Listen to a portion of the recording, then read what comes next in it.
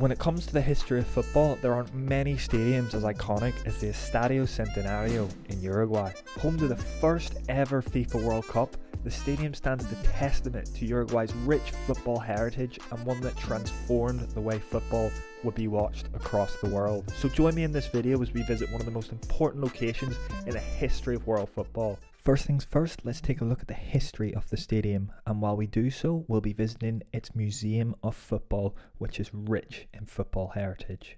In the late 1920s, plans were made to organise a showcase tournament of international football. This would be separate to the football tournaments held at the Olympic Games, which had been an occurrence at most of them since 1900. And at this stage, Uruguay had won 2 gold medals at the 1924 and 1928 games respectively, which had been co-organised by FIFA. However, after the success of football at the Olympics, FIFA's plans were to create a completely separate tournament with a complete emphasis on football.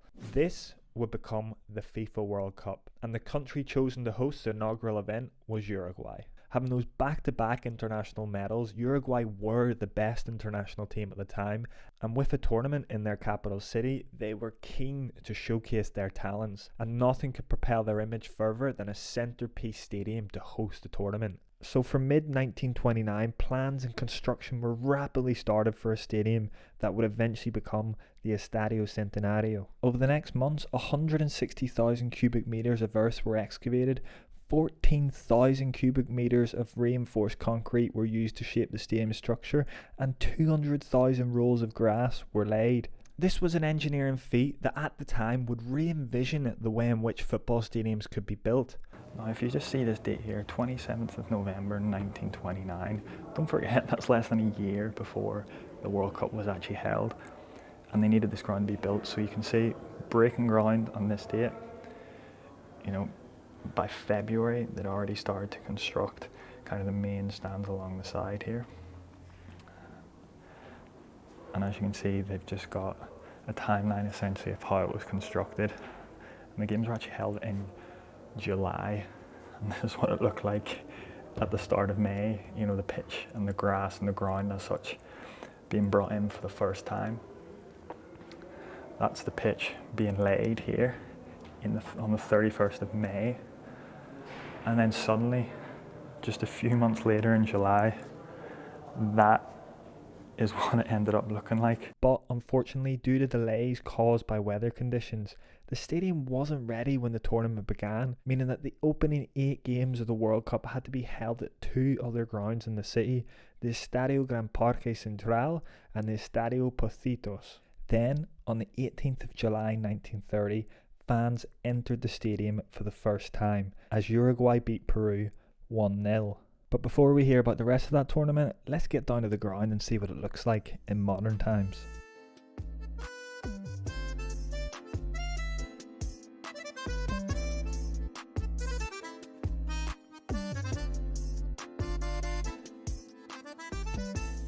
So we've made it outside, and I feel like every time I go and look at a ground in South America now when there's no game being played, there's always some construction in the background making a racket while I'm trying to film. But this is it. This is where the first World Cup was ever held.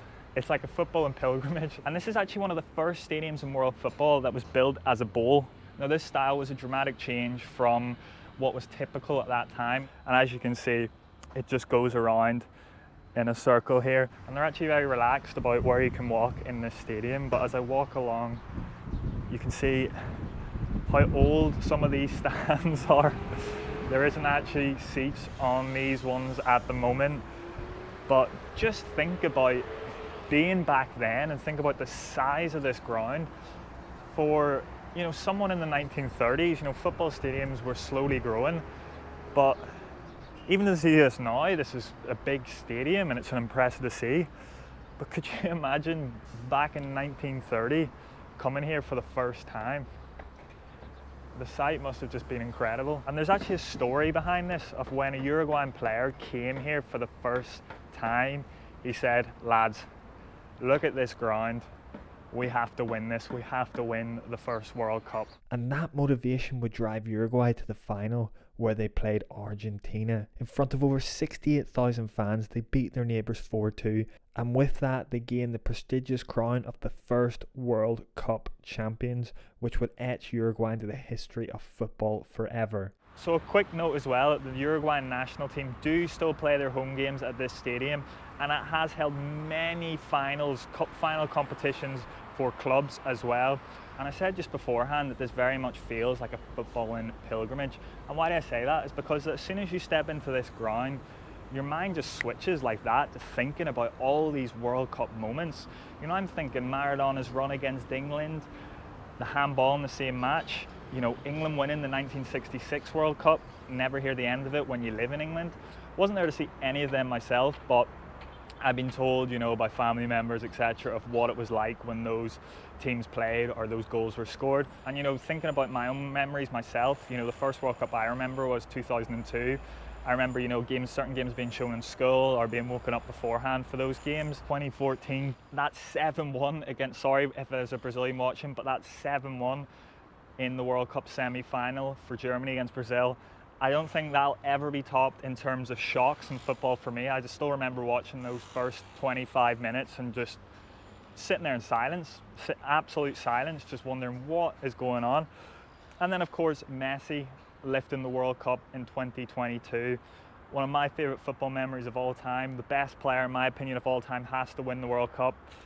But when we think about all these memories, this is where it started. When Uruguay beat Argentina in the final in 1930, that's where, on that pitch there, the first World Cup was won. It's a long way to go for a lot of football fans to come here, and expensive, but to see it with your own eyes is something special. But the stadium is now really showing its age, which is obvious while walking around it. I just thought this was a good example of where the wear and tear is starting to show. So there's been a quick, quick repair job done there, and you can actually see, it might just be a bit too dark, but that goes the full way up here. And then I don't know what could have happened there. It just looked like they were trying to get this, you know, stick this back together, and then this goes actually into another seat. So it's kind of a quick repair job there, and then there is this bit here which just suddenly goes up. But yeah, just look at some of these old stands. They love these stands in Uruguay, or at least they used to. This is what you see a lot of the stadiums, like when we went to Montevideo Wanderers. They're very much like this in terms of big gaps in between. And then of course they've just got the regular seats down there. But yeah, I'm not sure I like these. I mean, you do feel a bit uneasy. Like, could you imagine if this was your seat? Slabs just being left here. Even, you know, aspects, I've seen this a lot in Uruguay of, you know, being big gaps. And look, this is like moving here. So I wouldn't really feel safe, say, even if I was walking up this stand, you know, it's just been kind of cemented together there. So the stadium is in dire need of a lick of paint. But as co-host of the 2030 World Cup, Uruguay have released plans to upgrade it. The stadium unfortunately won't be hosting the final, as in my opinion would have been a fantastic way to mark the anniversary of the tournament. But the new design does appear that it will give the makeover that the stadium deserves. So what an experience this has been. I hope you've enjoyed it as much as I have making the video, getting a look inside of where the World Cup started. And of course, make sure to subscribe to the Partido if you're not already a subscriber. This is a channel where we talk about the Spanish-speaking football and world, but in English, to give that connection to maybe people who don't speak Spanish, to give them a connection, a bridge in to this massive world of football of those that speak the Spanish language. And as always, nos vemos in the next video.